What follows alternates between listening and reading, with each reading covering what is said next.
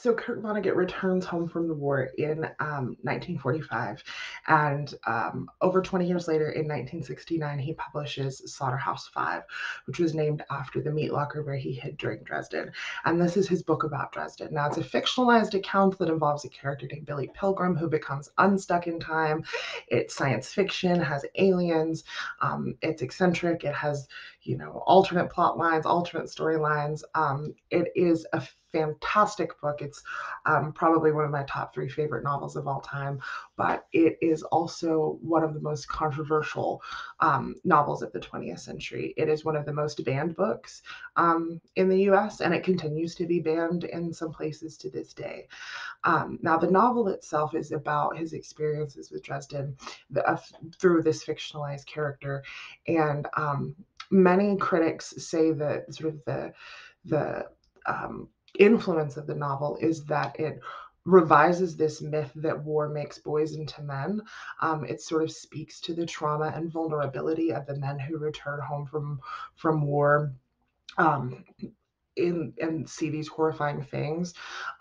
It sort of indirectly deals with the PTSD that he had to have experienced, and how the full title of Slaughterhouse-Five is Slaughterhouse-Five: The Children's Crusade. Remember, he was 22 when he went to war, so it does sort of reflect on how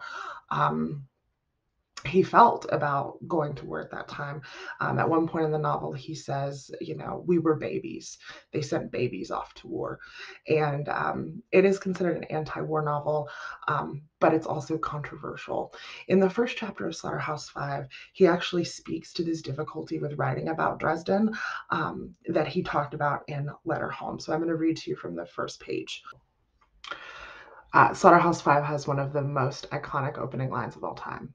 All this happened, more or less. The war parts, anyway, are pretty much true. One guy I knew really was shot in Dresden for taking a teapot that wasn't his. Another guy I knew really did threaten to have his personal enemies killed by hired gunmen after the war. And so on. I've changed all the names. I really did go back to Dresden with Guggenheim money, God love it, in 1967. It looked a lot like Dayton, Ohio, more open spaces than Dayton has. There must be tons of human bone meal in the ground. I went back there with an old war buddy, Bernard V. O'Hare. His daughter was getting an excellent education. His mother was incinerated in the Dresden firestorm. So it goes. I would hate to tell you what this lousy little book cost me in money and anxiety and time. When I got home from the Second World War 23 years ago, I thought it would be easy for me to write about the destruction of Dresden, since all I would have to do would be to report what I had seen. And I thought, too, that it would be a masterpiece, or at least make me a lot of money, since the subject was so big. But not many words about Dresden came through my mind then, not enough of them to make a book anyway, and not many words come now either, when I become an old fart with his memories in his Pall Malls, with his sons full grown.